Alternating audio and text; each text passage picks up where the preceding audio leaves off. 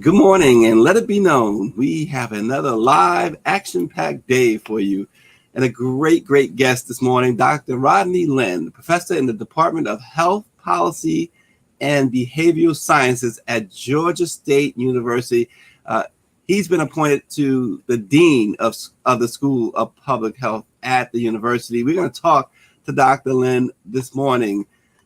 Of course, we have the headlines, and we are expected to be joined shortly by the National Newspaper Publicists Association's president and CEO, Dr. Ben Chavis.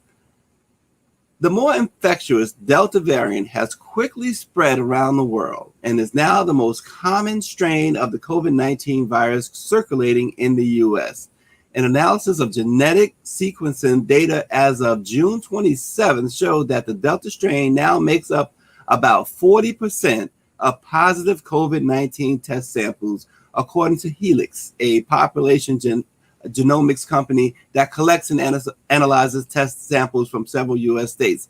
The CDC has said that fully vaccinated Americans are well protected even against variants, but children under the age of 12 aren't yet eligible for vaccination. Children are still at far less risk than adults for severe complications or death from the virus, according to the CDC. Most children who get COVID-19 still have mild or asymptomatic cases. There's no indication that young adults and children are more vulnerable proportionally to the Delta variant than other age groups.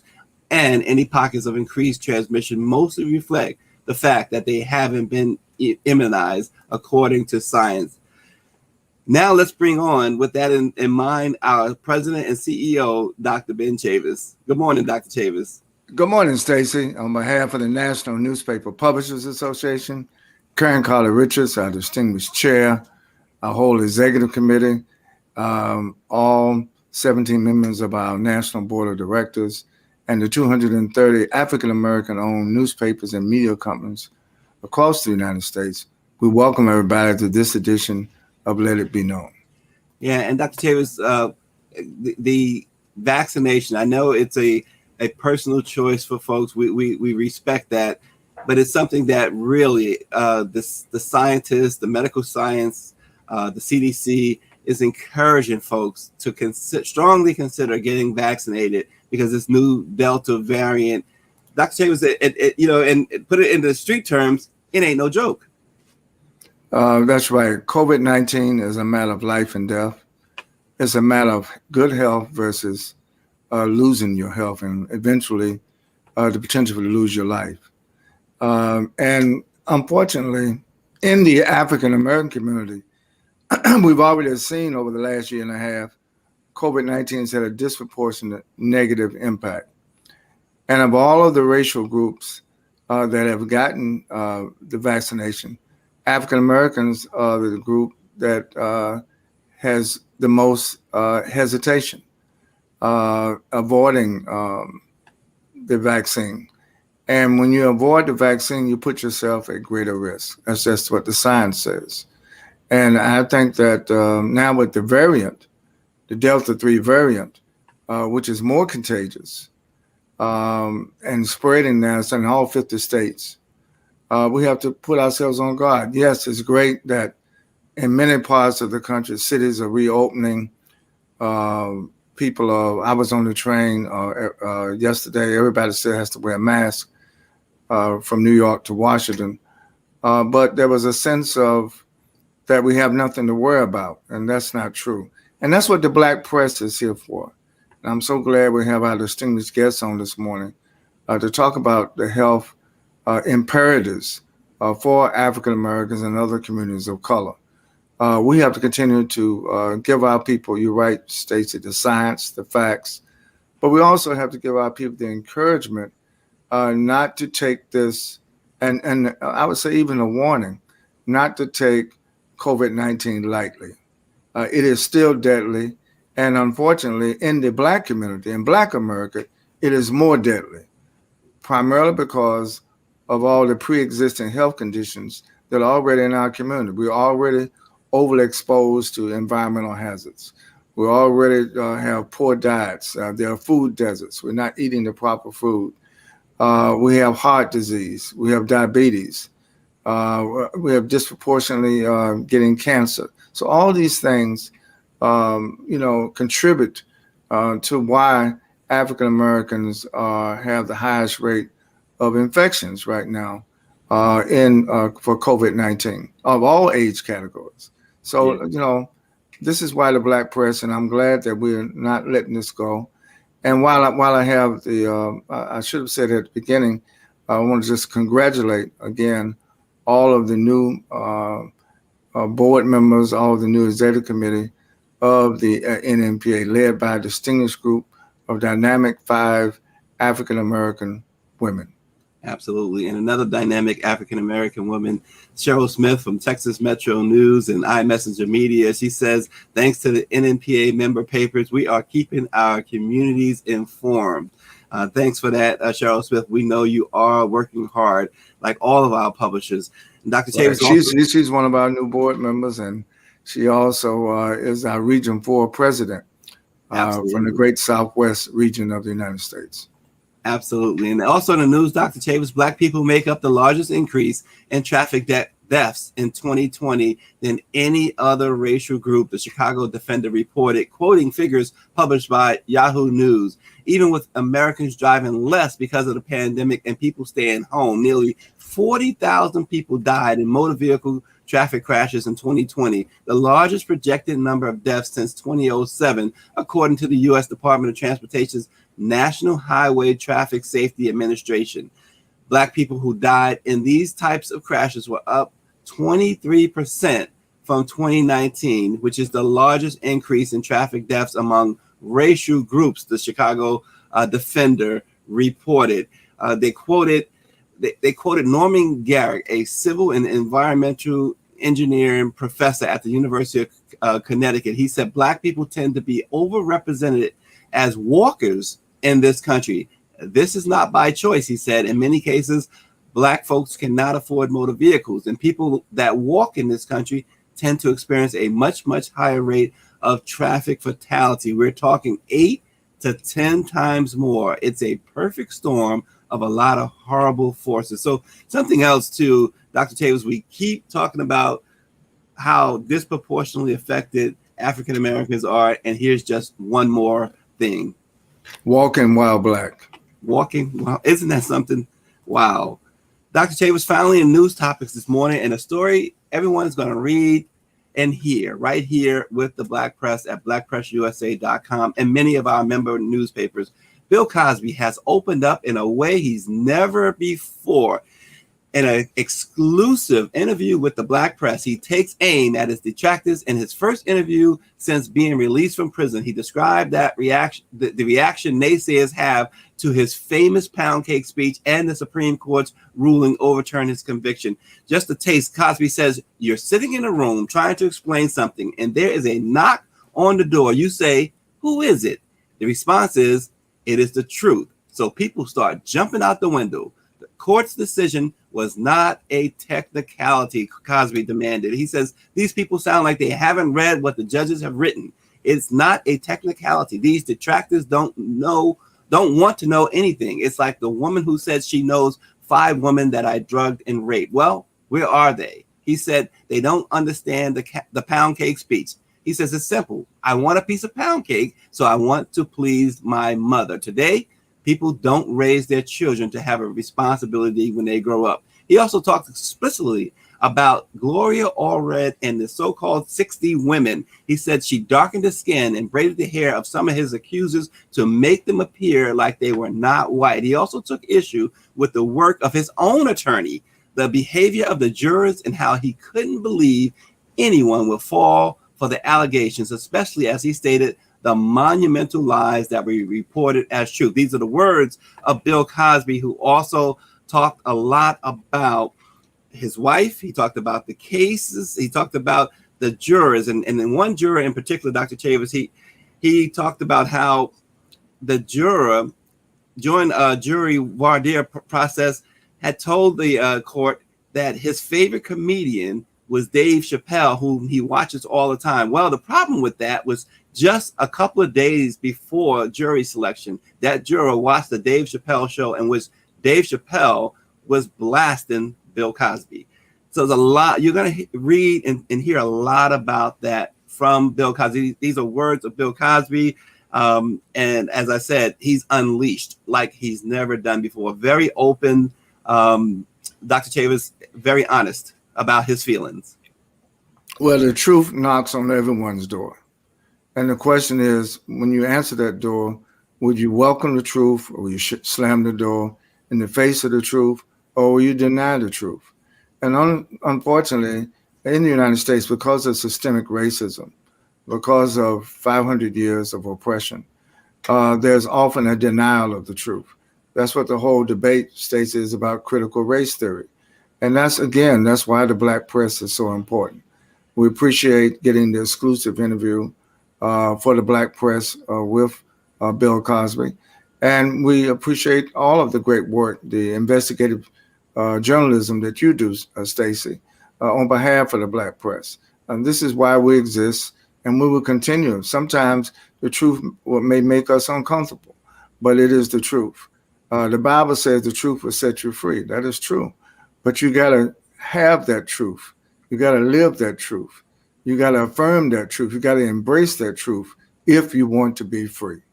Yeah, absolutely. And as I said, you can read a whole lot more coming up soon on Black Press USA in that wide-ranging interview with Bill Cosby. Now, Dr. Chavis, as we say good morning to a lot of our viewers, David Youngblood, Lynn Spivey, Michelle Madison, and others, we also say good morning to Dr. Rodney Lyn, the new Dean of the School of Public Health at Georgia State University. Good morning, Dr. Lyn. Good morning. It's good to be with you. Good morning, Dr. Lyn. Thank you so much, and we appreciate your leadership, and we know that the university there in Georgia is going to be in much better shape of you being the dean. Thank you so much. And it was an interesting process, Dr. Lyn. We were talking off air, and for 2 years you were the acting dean, and you watched as the school interviewed other candidates. What was going through your mind?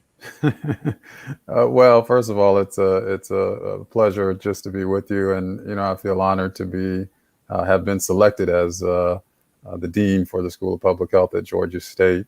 Yes, I did serve as acting or interim dean for just over 2 years while the university, the senior leadership, our provost, was interim, and so some of this was waiting for senior leaders to be appointed, but during that time, when I assumed this was a spring of 2019, and that was a different time.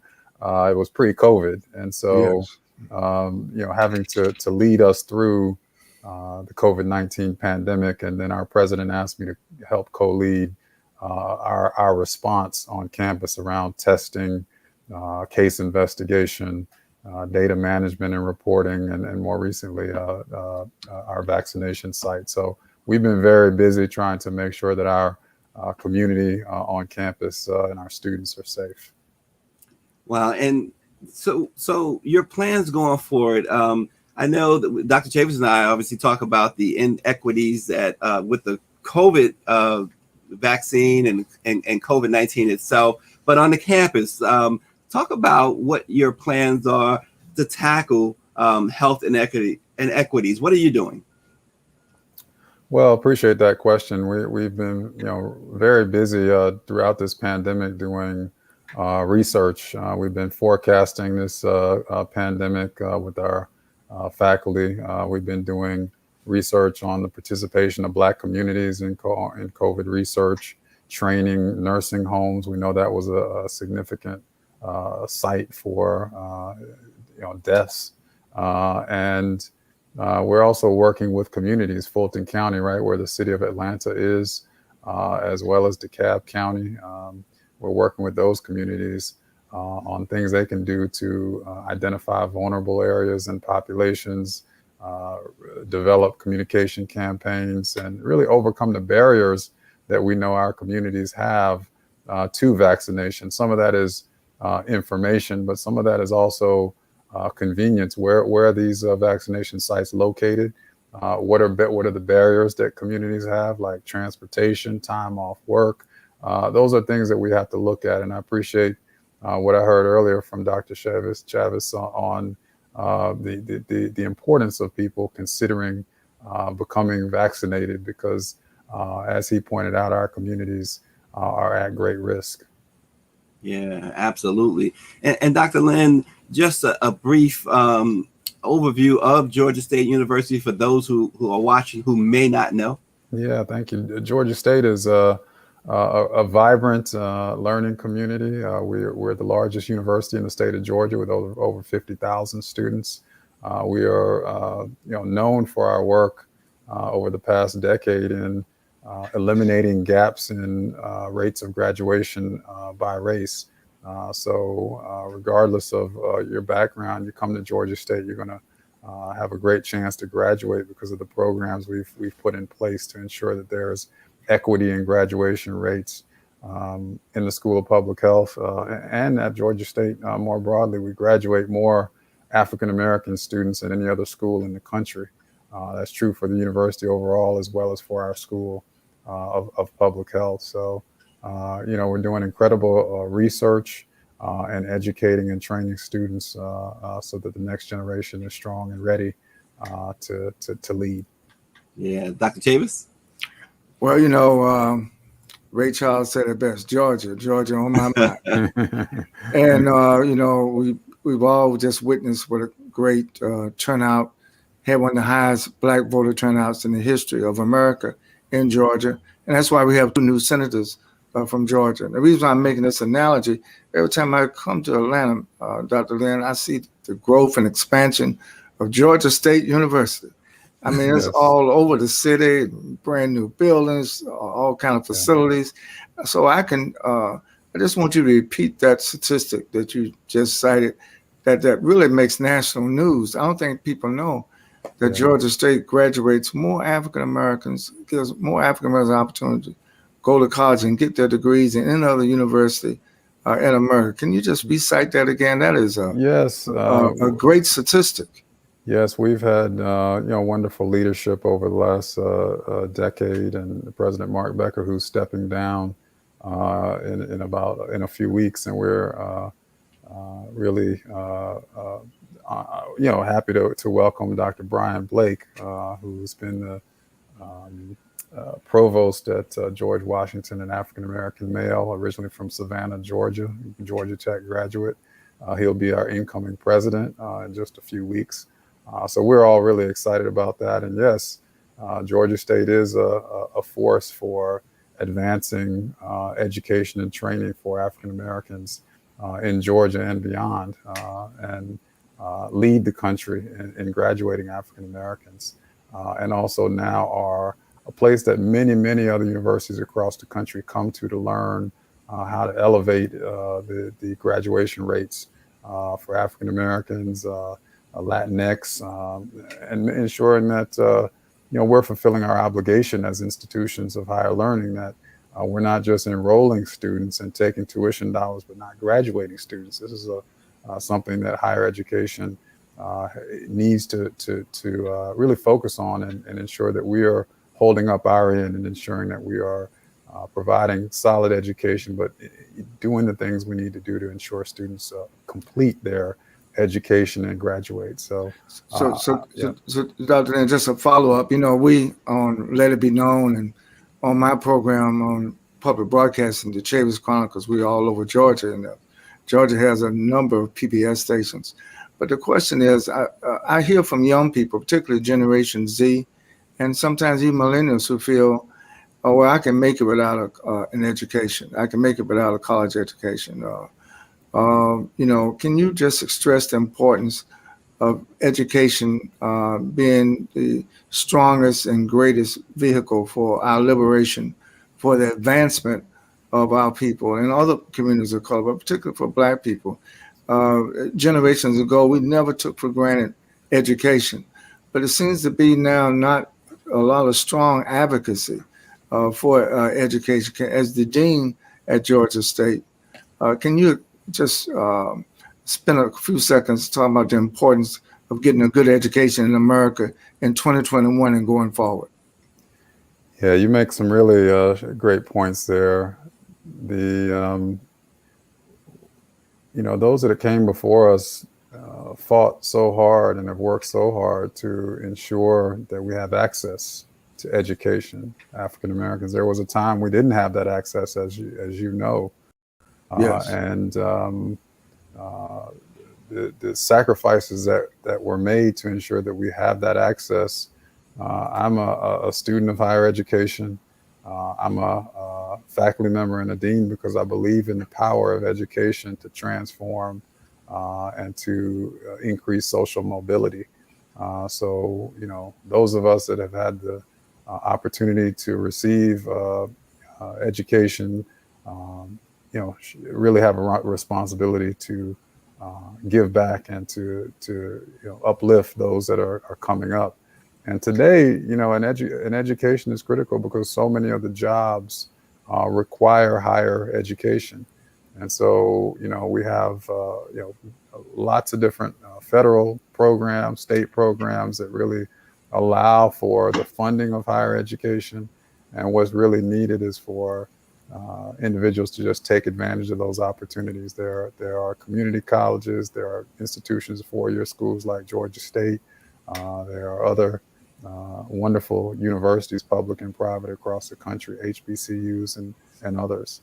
So I would really encourage people to take advantage of the resources and opportunities available to them, and also to really respect and appreciate the sacrifices that were made to open universities to people of all backgrounds. Yeah, and Dr. Lyn, just to go back briefly to those stats that you read, Dr. Chavis followed up on. Our publisher down in Florida, Fort Lauderdale, Bobby Henry, is asking, does those stats include HBCUs? They do include HBCUs, and our HBCUs obviously graduate large numbers of African Americans and have a really unique and incredible mission.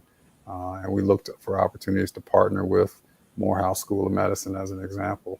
But yes, those statistics for the past many years, 6-7 years, we have outpaced the HBCUs, and part of it is just our sheer size. I mean, when you have 50,000 students, and are in the city of Atlanta, you have a real opportunity to both enroll and graduate a large number of African Americans. So we're proud of that statistic and proud of the work that we're doing to ensure that all our students graduate. Right. Yeah. There's something called, Stacy, PBIs, predominant Black institutions, and Georgia State, like Chicago State, like the school in Detroit, Wayne State. I mean, these schools provide a vital. It doesn't take the place of HBCUs. It complements HBCUs. And what I know that in Georgia and Atlanta, the presence of Georgia State has actually helped the HBCUs and vice versa.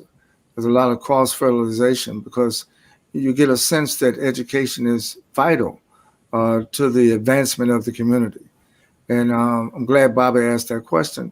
I just think that, Dr. Lyn, one of the things that, and I know Stacy has another question, for the benefit of our audience, you tell us something about your background, man. Where are you from?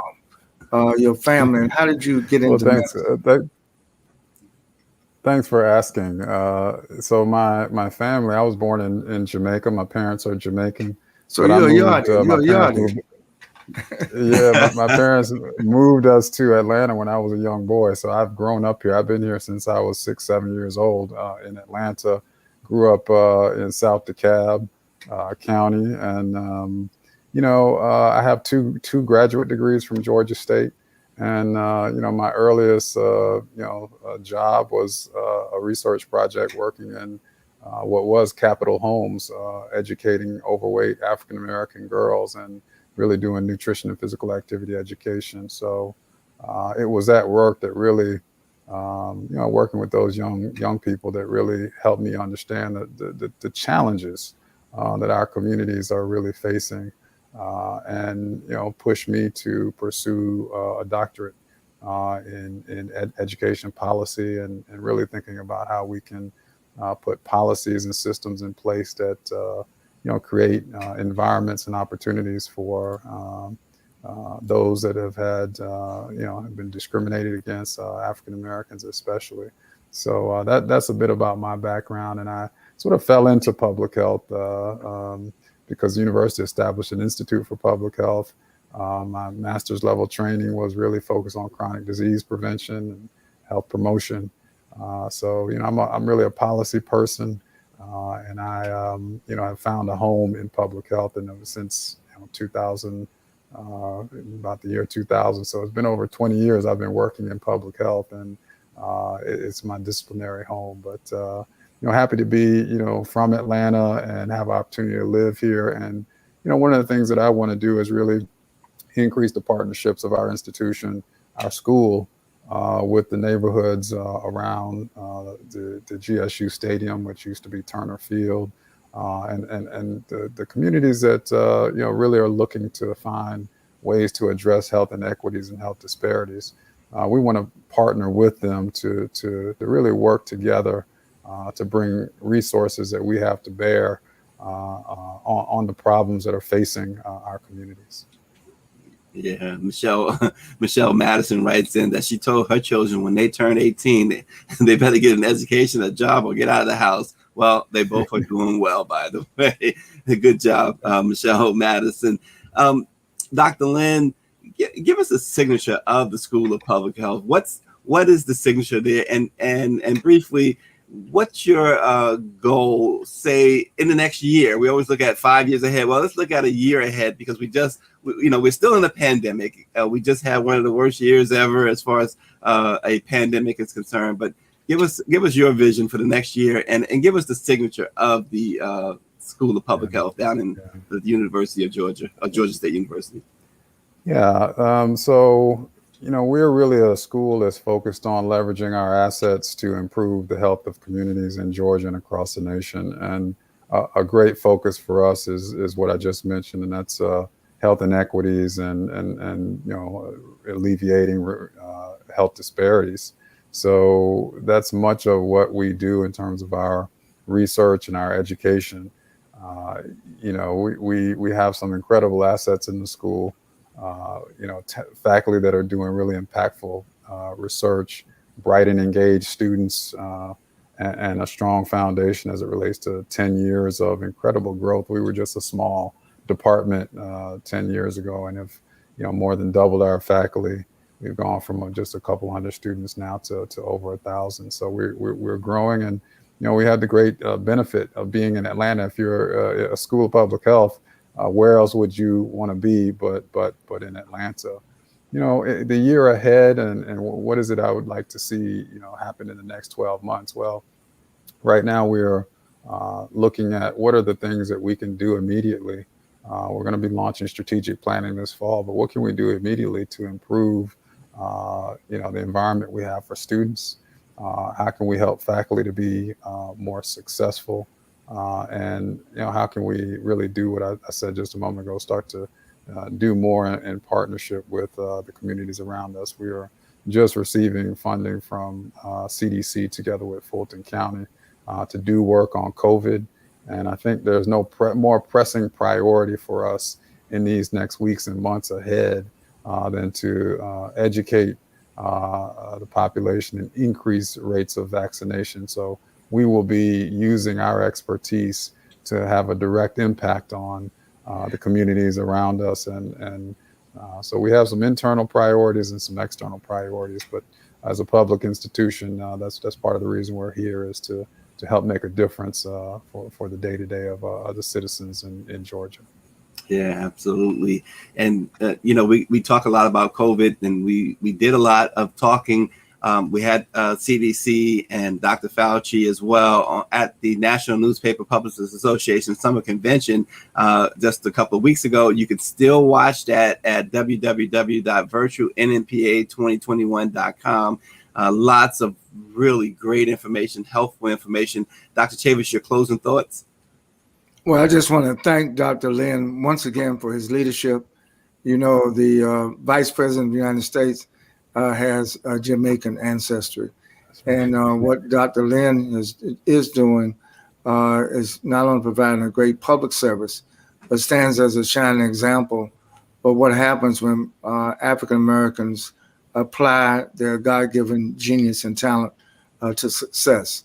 So the whole public health arena is greatly served by Dr. Lyn's leadership. And on behalf of the Black press, we just want to salute you and thank you for your leadership. Thank you so much, and I appreciate you having me. Yeah, absolutely. And again, for more on the ever evolving Delta variant and COVID-19, watch the NMPA's virtual convention with segments by Dr. Fauci and Dr. Walensky of the CDC at virtualnmpa2021.com.